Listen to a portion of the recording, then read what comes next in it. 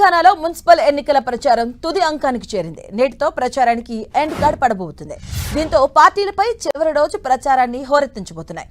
తమ అభ్యర్థుల విజయం కోసం విస్తృతంగా ప్రచారం నిర్వహించేందుకు రెడీ అయ్యాయి.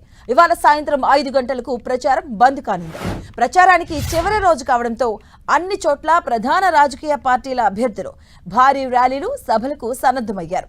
ముఖ్య నేతలు సైతం తమకే ఓటు వేయాలంటూ ఓటర్లకు చివరిసారిగా విజ్ఞప్తి చేసేందుకు సిద్ధమయ్యారు.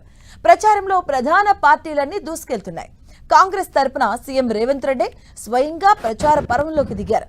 ఉమ్మడి జిల్లాల వారీగా బహిరంగ సభలు నిర్వహిస్తున్నారు. కాంగ్రెస్ అభ్యర్థులను గెలిపించాలంటూ కోరుతున్నారు. ఇక కాంగ్రెస్ గెలిస్తేనే అభివృద్ధి సాధ్యమని చెబుతూనే బీఆర్ఎస్, బీజేపీ రెండు పార్టీలు ఒక్కటేనని విమర్శలు సంధిస్తున్నారు. ఇక మంత్రులు, ఎమ్మెల్యేలు తమ తమ నియోజకవర్గాల్లోనే ఉంటూ కాంగ్రెస్ విజయానికి కృషి చేస్తున్నారు. అటు బీఆర్ఎస్ కూడా ఏమాత్రం తగ్గడం లేదు.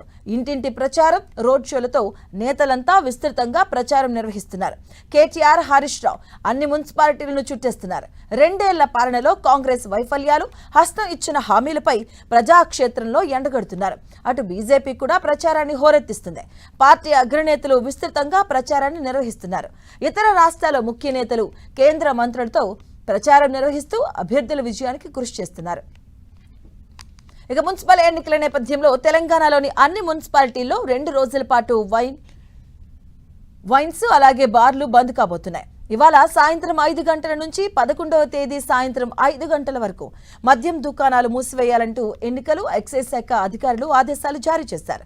ఫలితాల నేపథ్యంలో 13వ తేదీన కూడా వైన్స్ బార్లు బంద్ మూతపడబోతున్నాయి.